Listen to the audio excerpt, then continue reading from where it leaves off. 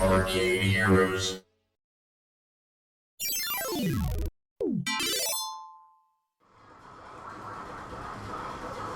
Greetings to all you lovable fuzzballs out there. This is Adam with ArcadeHeroes.com, and we've got some interesting news here. Now, on the site, if you just go to the main page, you'll see yesterday posted news about a few new games that have launched, such as Pump It Up Phoenix 2023, but there's a caveat there. It's only been launched in South Korea at this point. We still don't know when it's coming to the States.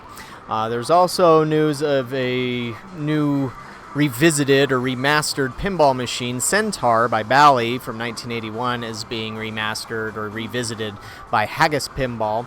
And I also posted about MotoGP VR is now shipping. That's by Raw Thrills and Play Mechanics. In a way, it's just like a sequel to MotoGP, which came out in arcades in 2015. And so that will start popping up out there soon. But the news that we got today, and I guess before I get fully into that, I kind of have to preview what it's there. Just wanted to also shout out Wallop, who is a new advertiser, new sponsor for the Arcade Heroes website. And so thanks to companies like them and others who advertise on the site, it helps keep things going, so really appreciate that. But as you might have already read here from the headline and all that, there is a game on test that popped up back in, I think it was 2021, March of 2021, and it was called Drakons Realm Keepers.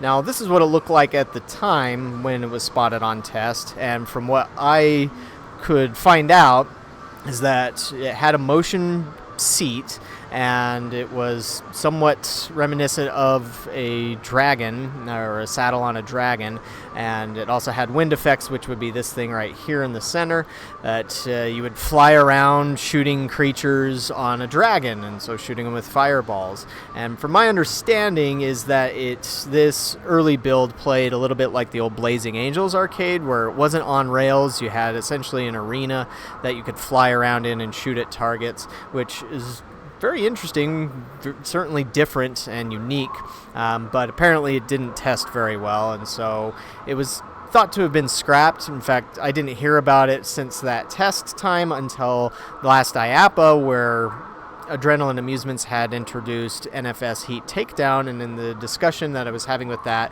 they said, well, we don't have it here, but we're soon going to launch a deluxe model that'll have a motion base.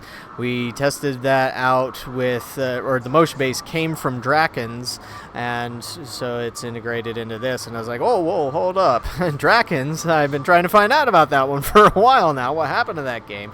And they said, oh, they explained how the game worked and that it didn't really test well. And so, but they made it sound like that it was just off the table, one of those canceled projects. But as I was browsing LinkedIn yesterday, I came across this photo showing a completely reworked model for Drakons Realm Keepers. They kept the name the same, the logo is also the same, but instead of riding on a dragon with a seat and having a off-rails sort of arena that you fight in, it's a mounted gun game, fixed gun game, mounted cannon, whatever you want to call it. Some don't like it when I use the term light gun, but it's still essentially a gun of light, and so that's just part of it. But one of the interesting things on this, or a couple of them, it still has a motion base, so that would be the same tech used on NFS Heat Takedown.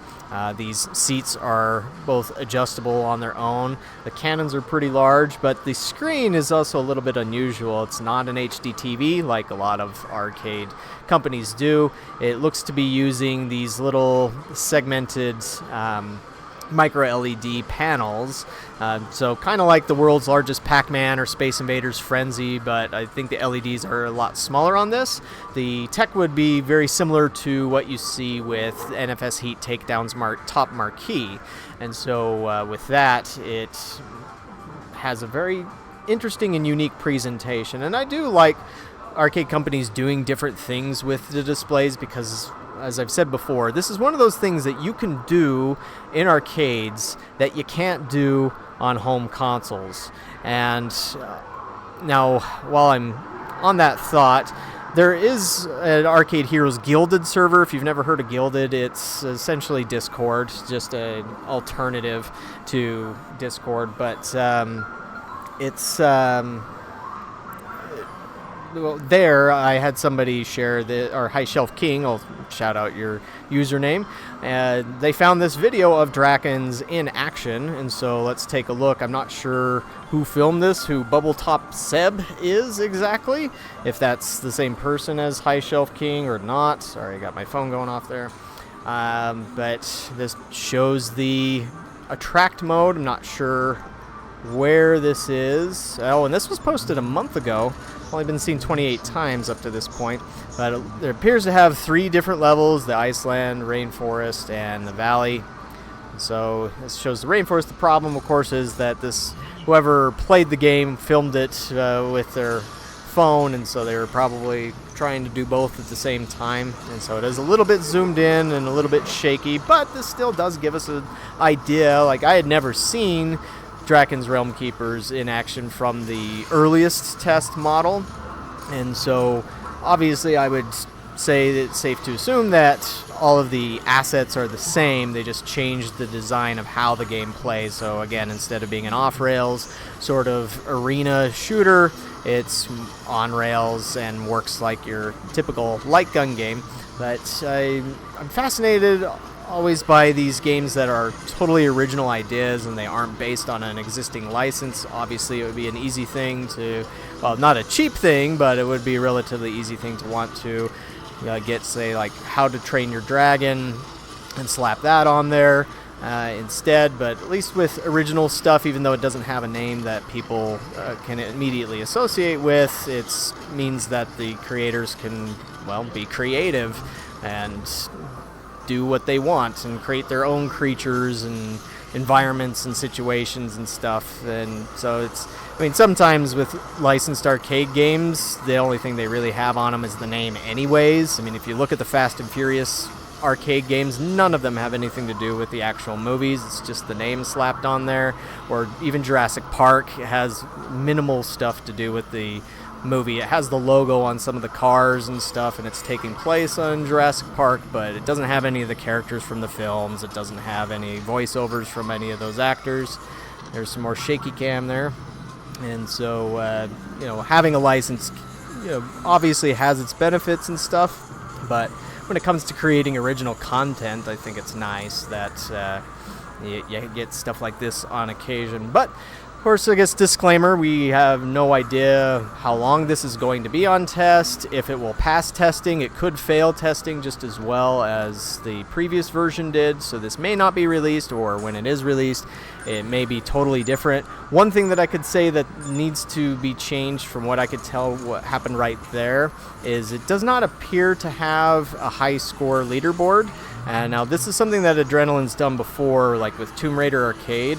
When you finish that, even though you're getting points throughout the entire game, it doesn't keep track of your score. You can't put in your initials or a name. And so it's like, what's the point of having a score if there's no way to access it? And it's not just Adrenaline that's committed this sin.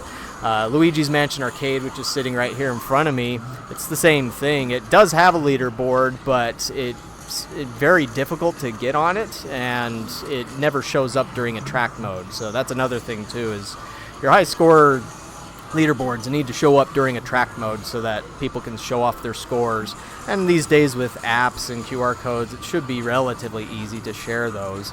But again, it's strange that in the arcade industry, which invented the concept of the high score and the leaderboard, that we've backtracked and somehow find ways to screw up having a leaderboard. I don't get that.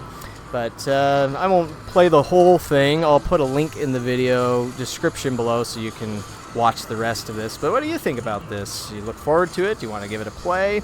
Do not care? Whatever it is, let me know in the comments below. And thanks for watching. We'll catch you on the next video.